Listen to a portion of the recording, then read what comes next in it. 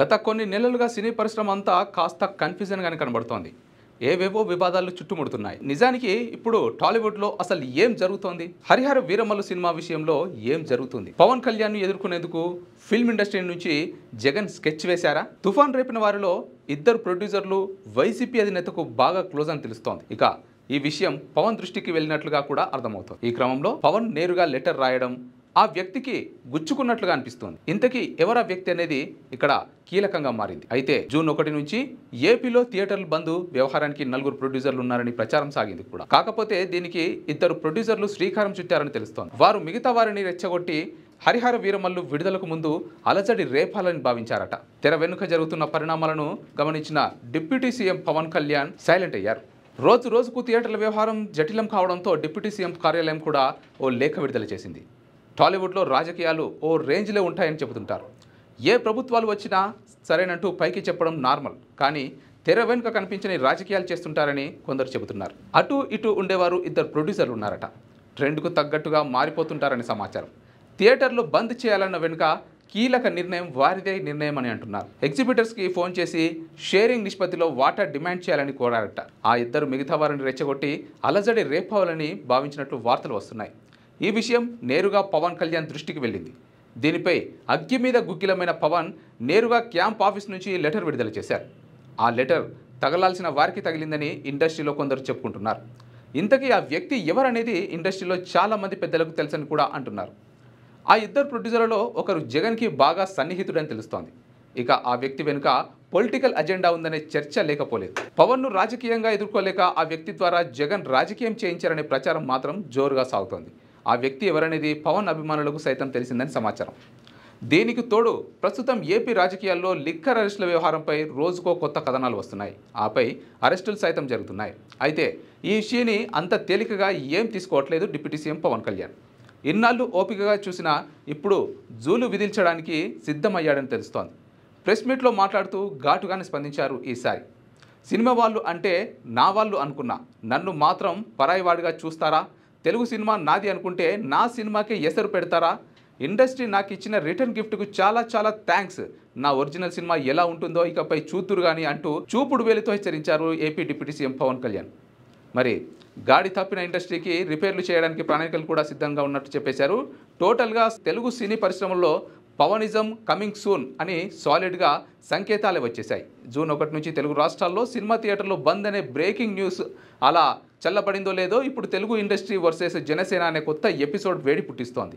పవన్ సినిమాను అడ్డుకోవడానికి ఎగ్జిబిటర్లు సిండికేట్గా ఏర్పడి థియేటర్ల మూతకు కుట్ర పన్నారన్న స్టేట్మెంట్ నేరుగా ప్రభుత్వం నుంచే రావడంతో ఇండస్ట్రీలో ఫైర్ పుట్టింది. థియేటర్ల బంద్ నిర్ణయం వెనుక అసలు ఏం జరిగిందన్న అంశంపై విచారణకు ఆదేశించేదాకా వెళ్ళింది ఏపీ సర్కార్. కానీ థియేటర్ల బంద్కి పవన్ సినిమాకు లింక్ పెట్టే ప్రభుత్వం మాట్లాడడంపై విమర్శలు కూడా వెల్లువెత్తాయి.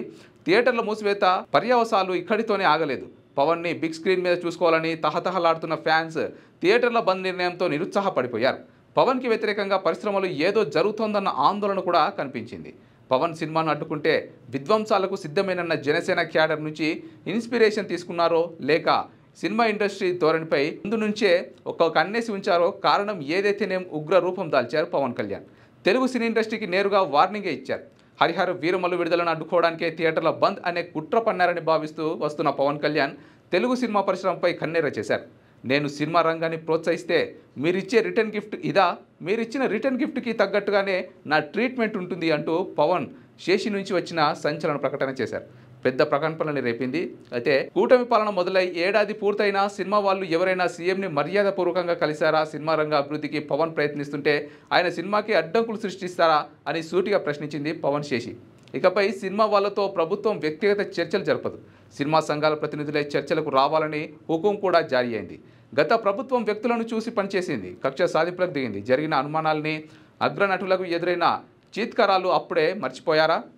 కూటమి ప్రభుత్వం వ్యక్తులను చూడదు, సినిమా రంగం అభివృద్ధి ముఖ్యమని చెప్పుకొచ్చింది పవన్ శేషి. సినిమాల విడుదల సందర్భంలో మంత్రుల్ని కలవడం మినహా చిత్రరంగం అభివృద్ధి కోసం ఎవరూ సంఘటితంగా రాలేదు. ఇదేనా మీ చిత్తశుద్ధి అని ప్రశ్నించారు. వ్యవస్థ బాగుండాలి, దానిపై ఆధారపడ్డవారు ఇబ్బంది పడకూడదు అనేది కూటమి ప్రభుత్వ విధానం అని పేర్కొంది. దిల్ రాజు, అల్లు అరవింద్ సహా బడా నిర్మాతలంతా తనను కలిసినప్పుడు తాను ఆ విషయాన్ని చెప్పినట్టు గుర్తు చేశారు పవన్. సినిమా ఇండస్ట్రీకి పవన్ ఏం చేయాలనుకుంటున్నారు? సినిమాకు పరిశ్రమ హోదా కల్పించడంతోనే సరిపోదు, చాలా చాలా చేయాలి. సినిమా నిర్మాణం నుంచి మార్కెటింగ్ దాకా మొత్తం 24 విభాగాల్లో స్కిల్ డెవలప్మెంట్, టెక్నాలజీని అప్డేట్ చేసుకోవడం అన్నిటికీ ఓ లెక్కు ఉంది అంటున్నారు ఏపీ డిప్యూటీ సీఎం. అవసరాన్ని బట్టి స్పెషల్ క్యాంపులు, సెమినార్లు, సింపోజియన్స్ లాంటివి ఏపీలో ఏర్పాటు చేయాలి. స్టూడియో నుంచి థియేటర్ వరకు అన్ని విభాగాల్లోనూ గుత్తాధిపత్యానికి చెక్ పెట్టాలి. వీలైనంత ఎక్కువ మంది ఉపాధి కల్పించి ఇండస్ట్రీని టాప్లో నిలబెట్టాలి. ఈ మొత్తం కార్యాచరణ కోసం కాంప్రహెన్సివ్ ఫిల్మ్ డెవలప్మెంట్ సిపిడి పేరుతో ఒక పాలసీని రూపొందించాలని పవన్ భావిస్తున్నట్లు డిప్యూటీ సీఎం కార్యాలయం చెబుతోంది. ఇక డిప్యూటీ సీఎం పవన్ కళ్యాణ్ ఇప్పటికే సంబంధిత శాఖలతో చర్చించి సినిమా రంగం అభివృద్ధిపై ఒక అవగాహనకు వచ్చారు. ఎగ్జిబిటర్లు, డిస్ట్రిబ్యూటర్లు కలిసి సిండికేట్గా ఏర్పడిన పరిస్థితిని ప్రత్యేకంగా సమీక్షించారు. ఈ పరిణామంతో ప్రేక్షకుడికి నష్టం జరుగుతోందా, లాభం జరుగుతోందా అని ఆరా తీశారు. ఏపీలో మల్టీప్లెక్స్లు ఎన్ని ఉన్నాయన్న లెక్క తేల్చే పనిలో ఉంది కూటమి సర్కార్. ఈ మేరకు రిపోర్ట్ ఇవ్వాలని సినిమాటోగ్రఫీ శాఖ అధికారులను ఆదేశించింది. కొన్ని పట్టణాల్లో సింగిల్ థియేటర్లను కూడా 2-3 స్క్రీన్స్గా విభజించి మల్టీప్లెక్స్ విధానంలో నడుపుతున్నట్లుగా అనుమానిస్తోంది ప్రభుత్వం. ఈ విధంగా టికెట్ ధరలు పెంచి మరో రకం దోపిడీ జరుగుతుందనేది సందేహం. ఇక విజయవాడ, విశాఖపట్నం, నెల్లూరు, రాజమండ్రి, గుంటూరు, కాకినాడ, తిరుపతిలోని మల్టీప్లెక్స్ల నిర్వహణ, టికెట్ ధరలు, ఫుడ్ స్టాల్స్ ధరలపై కూడా ఫోకస్ పెట్టబోతోంది. థియేటర్లను వాటి యజమానులు నడపడం లేదని, లీజుదారుల చేతిలోనే అత్యధిక థియేటర్లు ఉన్నాయని ప్రభుత్వం భావిస్తోంది. లీజుదారుల నుంచి పన్ను సక్రమంగా వస్తుందా లేదా, కొన్ని సినిమాలకు ధరలు పెంచినప్పుడు ఆ మేరకు పన్ను ఆదాయం పెరిగిందా లేదా అని కూడా ఆరా తీయనుంది. టికెట్ సేల్స్కి వచ్చే పన్నుకి గ్యాప్ ఉంది. దీన్ని సవరించి ప్రభుత్వ ఆదాయానికి గండి కొట్టే వాళ్లపై నిఘా పెట్టాలన్నది ఏపీ సర్కార్ ఆలోచన.